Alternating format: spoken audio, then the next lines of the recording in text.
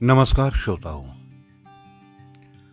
प्रस्तुत है मनोज चौहान के लघु कथा संग्रह देवता झूठ नहीं बोलता से लघु कथा। आज की लघु कथा का शीर्षक है साक्षात्कार। दफ्तर के बाहर आज भारी भीड़ थी। आज यहाँ एक क्लर्क के पद हेतु साक्षात्कार होना था। कई उम्मीदवार आज सुबह से ही दफ्तर के बाहर तांता लगाए खड़े थे। साक्षात्कार के तय समय से 2 घंटे देर से बड़े साहब आए और आते ही चपरासी रामदीन को चाय लाने का आदेश दिया।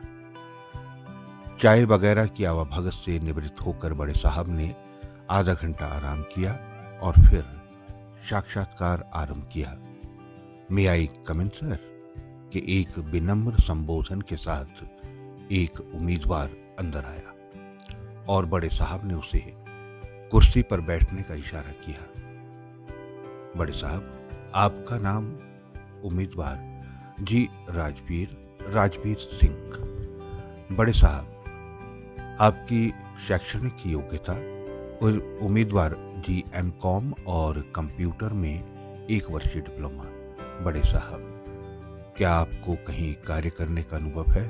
उम्मीदवार: जी अभी तक तो कोई अनुभव नहीं है। बड़े साहब, किसी मंत्री से जान पहचान? उम्मीदवार: जी मंत्री से तो नहीं, एक विधायक से थोड़ी जान पहचान है। बड़े साहब ने कुछ सोचते हुए कहा, ओके मिस्टर राजवीर, आप जा सकते हैं। अगर आपका नाम योग्यता सूची में आता है तो आपको बुला लिया जाएगा। ये सुनकर उम्मीदवार कमरे से बाहर आ गया।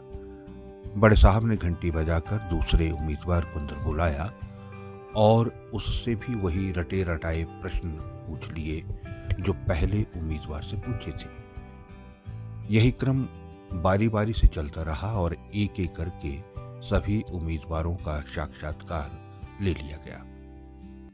इतने में बड़े साहब को मंत्री जी का फोन आया। उन्होंने अपने किसी रिश्तेदार की सिफारिश की जो किसी वजह से साक्षात्कार में उपस्थित नहीं हो पाया था।